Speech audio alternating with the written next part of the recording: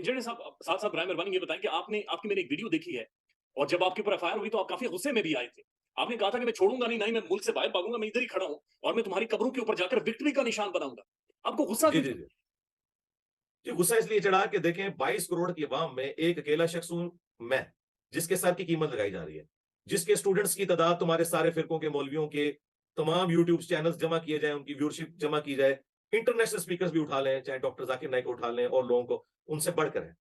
और फिर सबसे बढ़कर वो तुम सबको मुसलमान समझता है और उसने उस वक़्त फ़ौज की पॉलिटिक्स में इन्वॉल्वमेंट और नॉन स्टेट एक्टर को पालने की मुखालफत की थी जब हमारे रियासती इदारों ने इन सब लोगों को गोद में लिया था। यानी मैं 2012-13 की बात कर रहा हूँ। मेरी उस वक़्त की वीडियोज़ यूट्यूब पे अपलोडेड है, आप देखें मैं कितना दिलेरी से बोलता था। आज तो लोग बड़ा फ़खरिया बोल लेते हैं कि जी नॉन स्टेट एक्टर नहीं होने चाहिए। उस वक़्त तो इनकी आँखों के तारे थे। तो मैं ये कहता था कि अनकरीब ही तुम्हारे गाँठें फिट होंगे और फिर तुम्हें भागने की जगह भी नहीं मिलेगी। ये लोग जेब कुतरे भी बनेंगे, ये लोग स्टेट के लिए नुकसानदेह भी होंगे, ये दूसरी दहशतगर्द तंज़ीमों का आलाकार बन के पाकिस्तान की फ़ौज को, अवाम को, पुलिस को मारेंगे और वो सब कुछ हुआ। तो मुझे दुःख इस बात का था कि बजाए इन लोगों के ऊपर कोई कानूनी कार्रवाई की जाती, जो शख्स अ, बिल्कुल आइन और कानून के मुताबिक चल रहा है और वो पाकिस्तान के बारे में कोई ऐसी स्टेटमेंट नहीं देना चाहता जिसकी वजह से पाकिस्तान दोबारा एफएटीएफ की ग्रे लिस्ट में चला जाए। जबकि इंटरनेशनल मीडिया एड़ियां उठा-उठा के उसकी तरफ देख रहा है। मेरे लिए एक चुटकी का काम है सीएनएन और बीबीसी को इंटरव्यू देना जी जी। और उन्होंने राब्ता भी किया, लेकिन मैंने इनकार कर दिया। मुझे पता था कि मेरी आवाज़ कोई यानी मैं तो इसमें कोई आर महसूस नहीं करता हूँ कि मेरी आवाज़ इन सब जितने भी बड़े हुकूमतों में बैठे हुए लोग हैं, स्टेट के इदारों में, गवर्नमेंट में, इन सबसे ज़्यादा तवाना है। ये तो सिर्फ़ वक़्ती लोग हैं, ये जब रिटायर हो जाएँगे इनको कोई जानेगा भी नहीं। इस तरीके से जब प्राइम मिनिस्टरशिप से हट जाएँगे इनको कोई जानेगा भी नहीं। मर जाएँगे तो वैसे ही नहीं, गुमनामी में इन्होंने चले जाना है। लेकिन मैं तो एक मज़हबी पेशवा की हैसियत से अल्लाह के फ़ज़ल से और चंदे बटोर के नहीं, अपनी जेब से लगा के, बिल्कुल मैंने तो अपनी जॉब की कुर्बानी दे दी और रिटायरमेंट ले ली। मेरी इतनी अभी सर्विस पड़ी हुई थी, आप अंदाज़ा करें मैं 2017 में ग्रेड 19 में था। तो आज मैंने किस ग्रेड में होना था, अल्लाह के फ़ज़ल से। तो मैंने ये सब कुछ छोड़ा इसलिए कि ये 2% के लोग, जो लोग स्कूलों से भागे हुए थे, इनके माँ-बाप ने इन्हें मदरसों में दाखिल करवा के तो मौलवी बनाया और आज ये हमारे ऊपर सवार होंगे, बजाय ये कि मेरे सर की कीमत लगी है तो एफआईआर इन लोगों के खिलाफ काटी जाती। उल्टा उन्होंने मेरे खिलाफ कटवा दी जी। और मेरे नाम में मिर्ज़ा आने की वजह से मुझे कादियानियों का एजेंट कहा। हालाँकि हमारे जो सिटिंग इस वक़्त जॉइंट चीफ हैं, साहिर शमशाद मिर्ज़ा, उनके नाम में मिर्ज़ा नहीं किसी को नज़र आ रहा। और फिर मैं 15 साल उस इदारे में जॉब करता रहा हूँ, जहाँ पे कोई कादियानी जॉब नहीं कर सकता। और मैं इन सारे फ़िरकों में रहा हूँ, उस वक़्त किसी को मेरे नाम में मिर्ज़ा नज़र नहीं आया। तो जब ये इस तरीके से मेरे साथ ज़ुल्म करेंगे, तो ज़ाहिर है मैंने तो अपनी आवाज़ ही बुलंद करनी है ना। मैंने कोई मिलिशिया तो भर्ती नहीं करनी, ना तो मैंने कोई धरना देना है, ना मैंने कोई गाली-गलौच का मामला करना है और ना मैंने कोई नॉन स्टेट एक्टर भर्ती करके तो इदारों के ऊपर चढ़ दौड़ना है। मेरी तो आवाज़ फिर ज़ाहिर है सोशल मीडिया के ऊपर ही है। और अभी तो मैंने अभी वो बयान ही नहीं किया, अभी तो मैंने जस्ट स्टेटमेंट दी है। मैंने तो अपने स्टूडेंट्स को रोक के रखा हुआ है कि ये हमने कोई ऐसा काम नहीं करना जो हमारे रियासती इदारे पॉलिटिकल गवर्नमेंट्स को कमज़ोर करने के लिए मौलवियों को यूज़ करते रहे। हमने ये ज़लील हरकत नहीं करनी क्योंकि आज तक हम इन्हीं ज़लील हरकतों का जो है वो निशाना बनने की वजह से हमने टॉन्ट किया है, ताना दिया है इन तमाम इदारों को, तो आज वो गलत काम हम खुद नहीं करेंगे कभी। इंजीनियर साहब जिन्होंने आपके सर की कीमत लगाई है, सर हमने देखा है और इसके ऊपर मुअज़्ज़ज़ जजेस के फैसले भी उन लोगों के ऊपर मौजूद हैं कि वो जब धरना देते हैं, जब एहतिजाज करते हैं तो किसी के कहने पर करते हैं, इस तरह के फतवे और फैसले करते हैं तो किसी के कहने पर करते हैं। इसका मतलब है वो जिसके कहने पर करते हैं वो मुतहर्रिक है फिर आपके खिलाफ। मेरा ख्याल नहीं ऐसा है। बाज़ औक़ात लोग सेल्फ मोटिवेटेड भी होते हैं और जो आपने फैसलों का हवाला दिया जस्टिस काज़ी फ़ाइज़ ईसा, जी, तो जी। देख लें फिर उनके साथ इमरान खान साहब ने क्या किया है और उन लोगों ने क्या किया। और बाद में इमरान खान साहब को ख़ैर अपनी गलती का एहसास हुआ, मैं इस पे एप्रिशिएट करता हूँ उन्हें। लेकिन देख लें यहाँ पे जो खरा बंदा है उसके साथ कैसा सलूक किया जाता है। तो ज़ाहिर है कि ये जब आग लगेगी तो ये हीट आज तो अवाम भुगत रही है।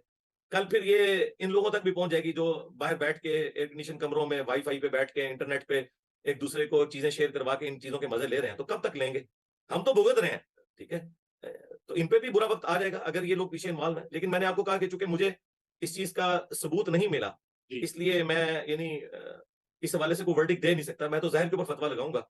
और ज़ाहिर ये है कि हम जुडिशरी में उन मामलात को लेके चल रहे हैं। मैंने बड़ा डिटेल्ड आंसर भी इसका जो है वो डीपीओ से मेरी मीटिंग हुई थी, मैंने उन्हें बता भी दिया और फिर मैंने उन्हें पर्सनल रिक्वेस्ट की कि हमने आपको 3 हफ्ते हो गए हैं एप्लीकेशन दी हुई है, लेकिन आप लोगों ने कोई इस हवाले से पेशरफ्त नहीं की। सब सर तो सर अल्लाह का एक्शन शुक्र है कल उन्होंने एफआईआर काट दी है उन तमाम लोगों के ऊपर जिन्होंने मेरे सर की कीमत रखी थी और जो इस तरह की चीज़ों में इन्वॉल्व थे। अच्छा एफआईआर ऑफिशियली कट चुकी है अल्हम्दुलिल्लाह सर का आखिरी शुक्र है। सवाल आपसे सर मुफ्ती तारिक मसूद साहब, उनके साथ आपके बड़े मुख्तलिफ चीज़ों के ऊपर इख्तिलाफात थे, हम वीडियोज़ देखते थे और बड़ा एक ज़बरदस्त माहौल सा भी बना होता था। ज़ाहिर आप जैसे आलिम सर अगर डिबेट करेंगे, तो उससे खैर ही निकलेगी। लेकिन उन्होंने आपके हक में स्टेटमेंट दी है सर एक ऐसे टाइम में, जब एक ग्रुप आपके खिलाफ हुआ था। उस पर आपका क्या कमेंट होगा? जी, मैं एप्रिशिएट करता हूँ और उनकी वीडियो जो है वो आप देख लें उन चंद वीडियोज़ में से है जो मिलियन क्रॉस कर गई। 1 घंटे में वो 4-5 हज़ार लोगों ने देखी थी। फिर मैंने अपने ऑफिशियल पेज से उसे शेयर करवाया। हमारे व्हाट्सएप जो ग्रुप्स हैं उसमें ऑलमोस्ट 12 से 15 हज़ार मेंबर्स हैं, मुख्तलिफ ग्रुप्स के अंदर, उनमें शेयर करवाया। फिर मैंने उसपे जाके कमेंट्स भी किए, वो कमेंट्स भी उन्होंने माशाल्लाह पिन किए हुए हैं। उनके एडमिन से भी राब्ता था, मैंने एप्रिशिएट किया इस चीज़ को। और ये बहुत बड़ा दिलेरी का काम है। मेरे ख्याल है जिन लोगों का इन्फ्लुएंस अवाम के अंदर मौजूद है, उन्हें इस तरह के मामलात में बोलना चाहिए। और मैं आपकी याद दहानी के लिए बता दूं जी। कि ये तो वाकया अभी बिल्कुल रिसेंटली है ना। आज से ऑलमोस्ट 1.5-2 साल पहले मुफ्ती तारिक मसूद साहब के ऊपर भी एक इल्जाम लगा था सैयदना अली इब्न अबी तालिब रज़ी अल्लाह तआला अन्हु अलैहि सलाम की गुस्ताखी का। तो उस वक्त मैं अकेला बंदा था जिसने उनकी उस गुफ्तगू की तावील करते हुए, जो कि पब्लिकली सामने आ चुकी थी, उनकी तो वीडियो आई थी, उसमें 2 तरफ रुख निकल सकता था, लेकिन मैंने पॉजिटिव रुख उसका इख्तियार करके और मैंने उस पूरे के पूरे मामले को कंडेम किया था जो उनके खिलाफ कैंपेन चली हुई थी।